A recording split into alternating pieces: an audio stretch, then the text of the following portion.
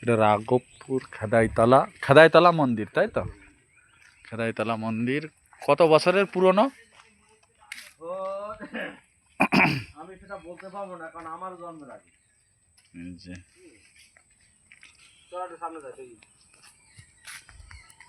যাবো দাঁড়া। এই যে মায়ের মন্দিরের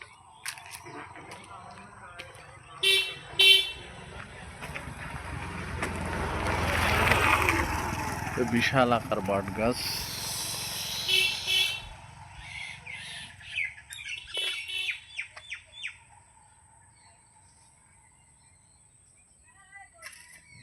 মায়ের মন্দির এটা। খুব মোটা হয়েছে, আমাদের যখন খুব সরু ছিল তখন তো লোকজন আসতো না।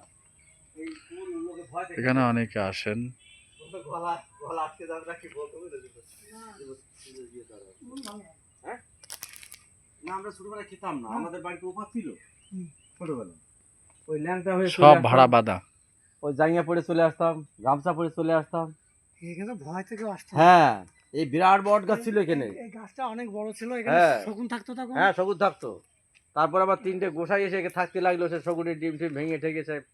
হ্যাঁ, সে বাসায় ভেঙে এই রাতের মধ্যে থাকতো। আর এখানে সব এই যে মা মনসার এই বেদিটা কি অনেক পুরাতন? না না, এই তো হালে করে রিসেন্ট দুই চার পাঁচ করেছে, বছর তো করেছে। বেশি দিন করেনি। না না, অল্প দিন করা, হয়তো 2-4-5 বছর না 10 5 বছর। বছর মতো করেছে। এই বেদিটা, তাই তো?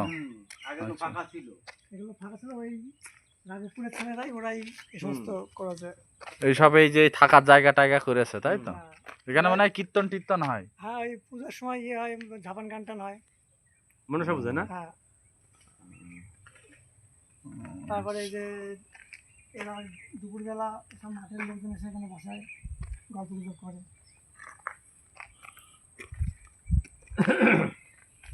বেশ ভালোই বড়। এই এখন তো লোক বসতে পারছে, দাঁড়াতে পারছে। হ্যাঁ। আগে গায়ের থরথর করে কাঁপতে এদিকে এখানে আসলে। আমার ছোটবেলা আসতে পারতাম না বাড়িতে। হুম, একা তো আসাই যাবে না। হ্যাঁ, চারিপাশে কুচ গাছটা ভর্তি ছিল। হুম, রাতের বেলা তোর ওই আমাদের তো দিশা বাড়ি ছিল, রাতের বেলা তো লাইট আছে বুঝলি তো, বর্তমানে যে ভূতি লাইট জ্বালাচ্ছে এই যে এই জায়গায়।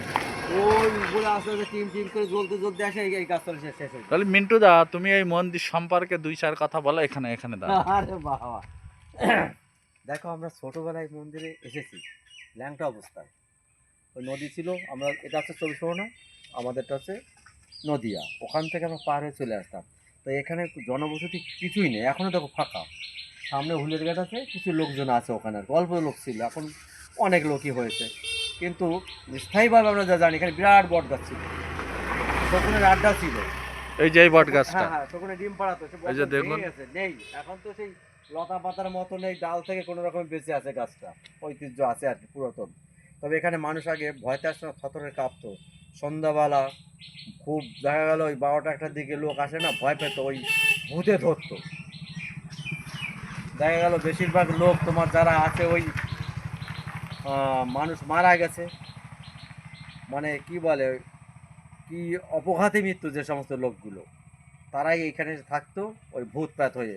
আর ভালো ভালো লোকরে ধরতো, ছেলে মেয়ে সুযোগ পেলে তারা ধরতো, ধরে তাদের নিয়ে সেই ভূতে বলে না, ভূতে ধরেছে, আমরা ছোটোবেলা দেখেছি ভূতে ধরেছে। ওঝা বৌদ্ধ এনে ডাকাডাকি করে সমস্ত ঝাড়ফুঁক করা হতো, মুসলমানরা হোক হিন্দুর বাড়ি হোক। বলতো কোথায় ছিলি, বলে আমি খেদাইতলা থাকতাম, জায়গাটার নাম খেদাইতলা। লোক আগে এখানে আসতো না ভয়তে, এমনই ডেঞ্জার যায়। এখন তো লোক চলতে চলতে পরিবেশ ভালো হয়েছে, রাঘবপুরের কিছু মহাশয়রা মিলে এখানে একটা মন্দির টন্দির করেছে, লোকজন আসে, তো এখন ভালো হচ্ছে। 3টে সাধু ছিল আগে, তারাও টিকতে পায়নি এই ভয়তে। এখানে মা মনসা ছিল, বড় মা ছিল, ওই শীতলা মা, আর যেন কোন দেবতা ছিল একজন। এই 3জনে খুব অশান্তি করতো। এখানে নষ্ট যে 3 গোসাই ছিল, তারা মাছ মাংস খেত, ডিম টিম খেত, তাতে তারা টিকতে পায়নি। একজন ছিল লাস্টে, সেও চলে গেল ভয়তে।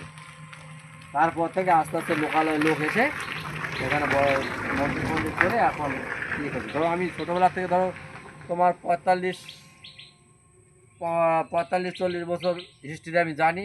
এর আগে কী এসে আমি বলতে পারবো না, কারণ ছোটোবেলা তো। তারপর চলে গেলাম আমরা ওই ওপার ছেড়ে, আমরা দত্তবিলে চলে গেলাম, তারপর এদিকে আসিনি। আমি আসছি নাহলে আজকে ধরো তোমার 30-35 বছর 40 বছর পরে আসছে এখানে। এই হচ্ছে আমি ইতিহাস যেটা জানি, ছোটোবেলা থেকেই আমি জানি। এখানে খুব ভয় ছিল, খুব ভয় ছিল, লোক আসতো না। আচ্ছা, এটুকু আমি খেদাইতলা সম্বন্ধে বলতে পারি। তাহলে এটা মা খেদাই জাগ্রত মা। এটা হচ্ছে তোমার রাঘবপুর খেদাইতলা খেদাইতলা, মন্দির। আর সামনে উলের গাছ। খুব- এখানে মা জাগ্রত, মা মনসা জাগ্রত, বা বড় মা বলতে তোমার এই শীতলা মাও জাগ্রত। এই আর তখন তো শুনলেন এত সবাই মোটরসাইকেল দিয়েছিল। এই এখানকার সম্পর্কে মিন্টুদা কিছু কথা তুলে ধরলো। এই মা মনসা মন্দিরটা খুব জাগ্রত এবং এটা কুল গাছ গলা আটকে যেত। নিশ্চয় জাগ্রত। এখানে অনেক ভাড়া বাঁধা আছে, যার যার মনস্কামনার জন্য এগুলো এই যে করা। ভাড়া এই বেঁধেছে। বেল গাছটা নতুন লাগিয়েছে। এই যে এটা তুলসীর পিঁড়ি, এই যে কুল গাছ বহুত বড়, এই সেই বট গাছ, ভয়ঙ্কর বট গাছ। এখন মাথা টাথা ভেঙে গেছে না মিন্টুদা? হ্যাঁ, সে শকুন টুকুন এখন নেই, সেই কিন্তু শকুন টকুন থাকতো। থাকতো এখানে, কোনো বিরাট শকুন বট গাছ। থাকতো, সব সময়। এই যে বিশাল বট গাছ, পাশেই এই যে মাঠ, এই সেই খেদাইতলার মন্দির। এটা প্রচণ্ড জাগ্রত মন্দির। এখানে মনসা পুজো এবং ঝাপান গান সবই হয়। এই যে এখানে বসার একটা জায়গা, আর এটা মায়ের মন্দির, মা মনসা মায়ের মন্দির দেখতে পাচ্ছেন এটা। আর এটা এই যে সেই বট গাছ, যে বট গাছে এখানে শকুন নাকি বসবাস করতেন, এবং এটা খুব ভয়ঙ্কর বট গাছ ছিল। ভিডিওটা দেখবেন, আর আশা করি এখানে আসলে সবার মনস্কামনা পূর্ণ হবে। ধন্যবাদ। জয় মা মনসা, জয়। নষ্ট